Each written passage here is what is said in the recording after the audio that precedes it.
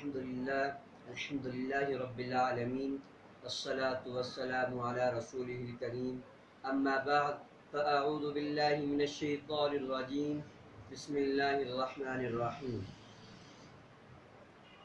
ان اللہ وملائکتہ یصلون علی النبی یا ایہا الذین آمنوا صلوا علیہ وسلموا تسلیما اللہم صل علی محمد وعلی آل محمد كما صليت على إبراهيم وعلى آل إبراهيم إنك حميد مجيد اللهم بارك على محمد وعلى آل محمد كما باركت على إبراهيم وعلى آل إبراهيم إنك حميد مجيد قال رسول الله صلى الله عليه وسلم لا يؤمن أحدكم حتى أكون أحب إليه من والده وولده والناس أجمعين صدق اللہ العظیم وصدق رسولہ الکریم ونحن على ذلك من الشاہدین والشاکرین والحمد للہ رب العالمین۔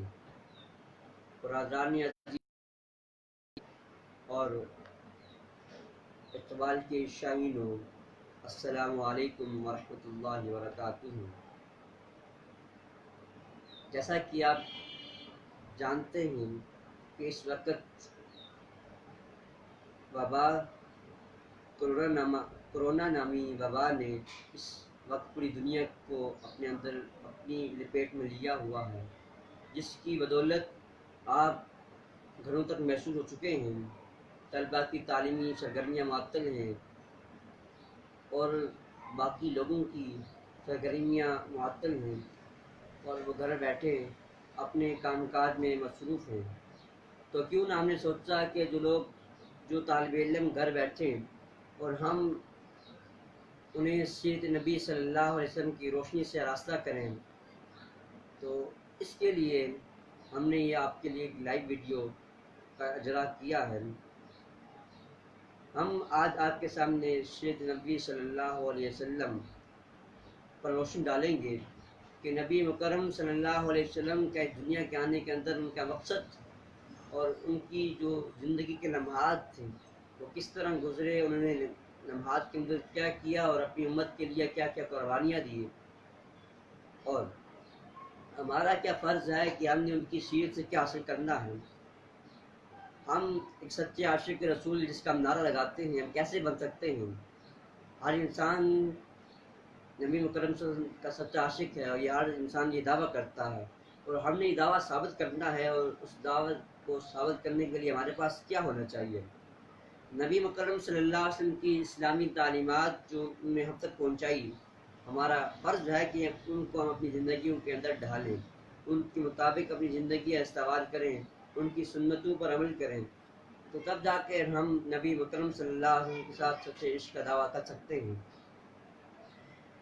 جناب عبد المطلب جو کہ نبی مکرم صلی اللہ علیہ وسلم کے دادا تھے، ایک مرتبہ فرماتے ہیں کہ میں جب حتیم میں جو کہ کعبہ کے بیرونی حصے کی جگہ ہے وہاں پر سو رہا تھا، تو میں نے خواب میں ایک عجیب سا درخت دیکھا جو کہ کافی بڑا بھی تھا، اور اس کی چوٹیاں بڑھتے بڑھتے آسمان کو چھونے لگی اور پھر پھیلتے پھیلتے مشرق و مغرب پر چھا گئی۔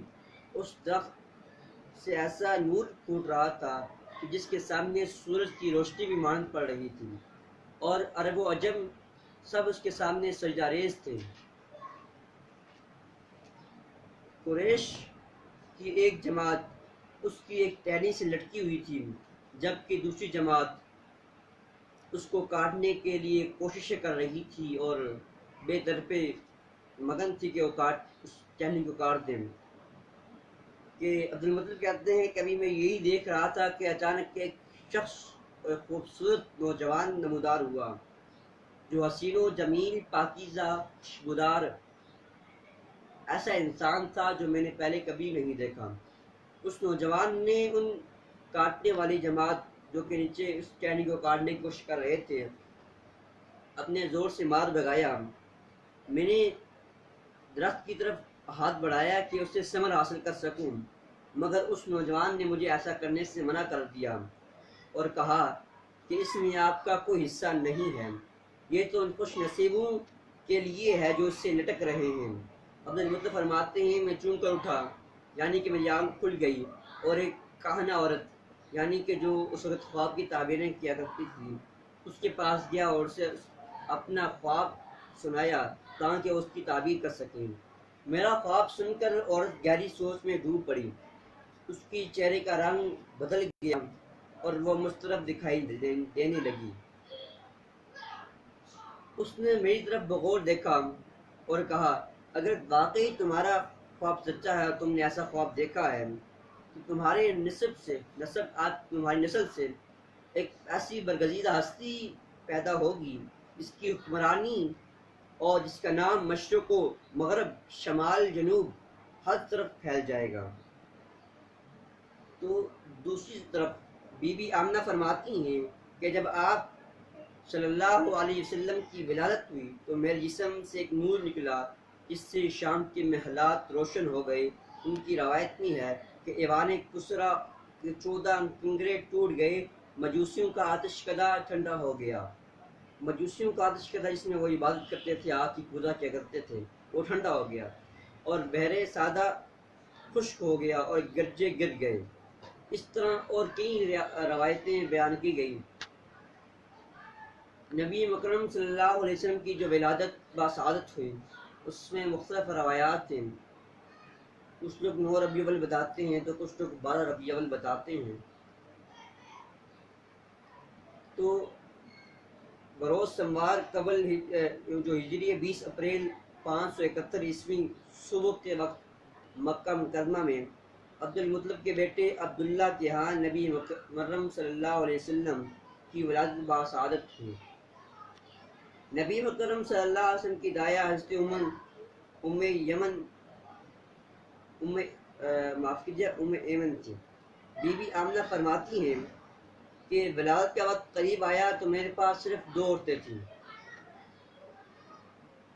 لیکن ان کے پاس صرف 2 عورتیں تھیں، اور کہتی ہیں کہ میں اچانک کیا دیکھتی ہوں کہ چند دراز قد عورتیں، یعنی کہ ان 2 عورتوں کے علاوہ چند دراز قد عورتیں میرے کمرے میں داخل ہوتی ہیں۔ پوچھنے پر ایک نے اپنا نام آسیہ اور دوسری نے اپنا نام مریم بتایا، اور ان کے ساتھ جنت کی حوریں تھیں۔ بی بی آمنہ نے مزید بتایا کہ اپنے بچے کی ولادت کے وقت میں نے ایک نور دیکھا جس سے بصرہ اور شام کی محل روشن ہو گئے۔ حضرت عائشہ رضی اللہ تعالی عنہا سے روایت ہے کہ مکہ میں ایک یہودی عالم تجارت کی غرض سے رہتا تھا۔ جس دن نبی مکرم صلی اللہ علیہ وسلم کی پیدائش ہوئی تو اس نے لوگوں سے دریافت کیا کہ مکہ میں کوئی بچہ پیدا ہوا ہے؟ تو لوگوں نے کہا ہاں، قریش کے سرداران کے گھر ایک بچہ پیدا ہوا ہے۔ تو وہ یہودی اس بچے کو دیکھنے کے لیے چل پڑا۔ یہودی عالم نے دونوں شانوں کے درمیان جب نور نبوت کو دیکھا تو دیکھتے ہی وہ بے ہوش ہو کر گر پڑا۔ جب ہوش آیا تو اس نے کہا افسوس، بنی اسرائیل سے نبوت بھی چھن گئی اور کتاب بھی چلی گئی۔ پھر اس نے قریش کو مخاطب کر کے کہا یہ بچہ تم پر ایسا حملہ کرے گا جس کی خبر مشرق سے مغرب تک پھیل جائے گی۔ بچہ عبد المطلب کی گود میں دیا گیا اور دادا نے صورت دیکھتے ہی خوش ہو کر کہا کہ میرے اس بیٹے کی بڑی شان ہوگی۔ والدہ ماجدہ نے آپ صلی اللہ علیہ وسلم کا نام ایک فرشتے کی بشارت پا کر آپ صلی اللہ علیہ وسلم کا نام احمد رکھا، جبکہ دادا نے آپ کا نام محمد رکھا۔ آپ صلی اللہ علیہ وسلم کے آباء و اجداد میں نام کسی کا نہیں تھا، اس لیے لوگوں نے عبد المطلب سے دریافت کیا کہ آپ نے ان کا نام محمد کیوں رکھا؟ تو حضرت عبد المطلب نے بڑا پیارا جواب دیا کہ مجھے امید ہے کہ تمام اہل زمین اس کی مدح کریں گے، کیونکہ محمد کے جو مبانی ہیں کہ محمد جو ہے وہ حمد کا مادہ ہے، حمد کے معنی تعریف کرنے کے ہیں، اس کی اخلاق کی حمیدہ اوصاف اس کے بعد مناقب اور محبت و عقیدت کو جو بیان کیا جاتا ہے اسے حمد اور کہا جاتا ہے۔ لفظ محمد کے معنی علماء کے وہ ہیں کہ ذات اقدس جس کی حقیقی فضائل و خصائل کو کثرت کے ساتھ بار بار بیان کیا جائے۔ نبی مکرم صلی اللہ علیہ وسلم کی والدہ ماجدہ بی بی آمنہ کے علاوہ آپ صلی اللہ علیہ وسلم کو دودھ پلانے کا شرف صوبیہ خولہ اور ایمن اور حلیمہ سعدیہ کو بھی حاصل ہوا۔ صوفیہ جو کہ آپ صلی اللہ علیہ وسلم کے چاچا ابو لہب کی لونڈی تھی، جب اس نے ابو لہب کو یہ خوشخبری سنائی کہ آمنہ کے ہاں ایک بچہ پیدا ہوا ہے، تو ابو لہب نے خوش ہو کر اس لونڈی کو آزاد کر دیا۔ تو وہ حضرت آمنہ بی بی رضی اللہ تعالی عنہ کے بعد وہ پہلی دائیں تھی جس سے رسول اللہ صلی اللہ علیہ وسلم نے دودھ پیا۔ نبی مکرم صلی اللہ علیہ وسلم کے چاچا حضرت حمزہ رضی اللہ تعالی عنہ کو بھی صوفیہ رضی اللہ تعالی عنہ نے دودھ پلایا، تو اسی بنا پر حضرت حمزہ آپ صلی اللہ علیہ وسلم کے چاچا ہونے کے ساتھ ساتھ آپ کے رضائی بھائی بھی تھے۔ اس زمانے میں یہ رواج عام تھا کہ عرب کے شرفاء اپنے بچوں کو اطراف کے قصبوں اور دیہاتوں میں بھیج دیتے تھے۔ یہ رواج اس لیے غرض تھا کہ بچوں میں فصاحت کا جو جوہر پیدا ہو سکے، جس سے عرب کی خالص خصوصیات محفوظ رہیں۔ اس دستور کے مطابق سال میں 2 مرتبہ عورتیں دیہات سے شہر آیا کرتی اور شہر کے شرفاء اپنے شیرخوار بچوں کو ان عورتوں کے حوالے کر دیا کرتے۔ نبی مکرم صلی اللہ علیہ وسلم کی ولادت کے چند روز بعد عورتیں بچوں کی تلاش میں آئیں، جن میں حلیمہ سعدیہ بھی تھیں۔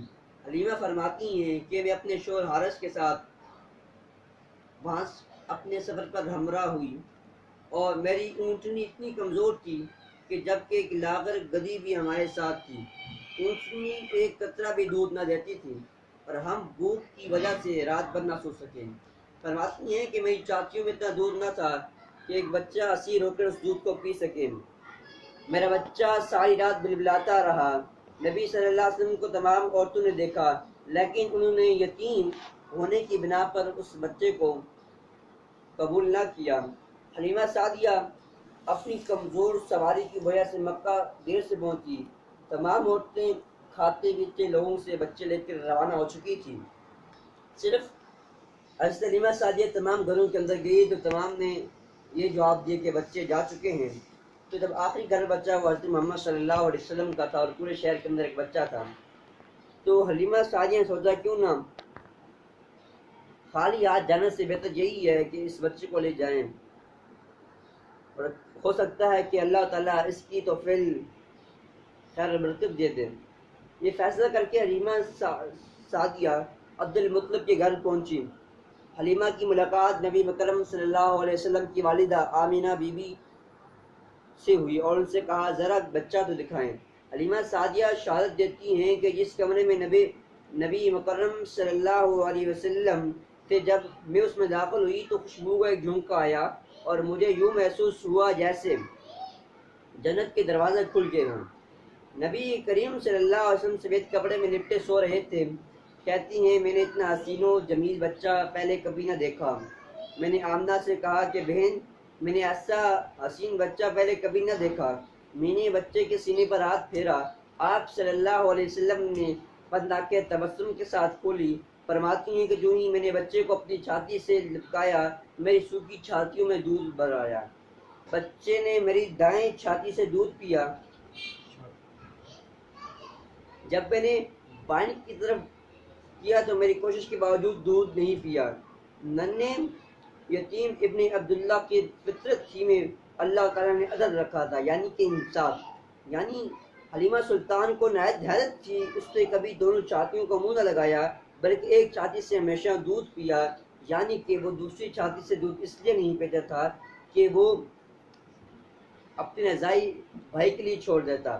حلیمہ سعدیہ کے خاوند یعنی نبی کریم صلی اللہ علیہ وسلم کے رضائی والد کا نام حارث ابن عبد العزیٰ ہے، جو کہ آپ صلی اللہ علیہ وسلم کے 4 رضائی بھائی بہن تھے، جن کے نام عبداللہ، انیسہ، حذیفہ اور حذافہ جشیمہ کے لقب سے مشہور تھے۔ حوازن بنی سعد کا قبیلہ فصاح و بلاغت میں مشہور ہے۔ ابن سعد نے طبقات میں روایت کیا ہے کہ نبی کریم صلی اللہ علیہ وسلم فرمایا کرتے تھے کہ میں تم سب میں فصیح تر ہوں، کیونکہ میں قریش کے خاندان سے ہوں۔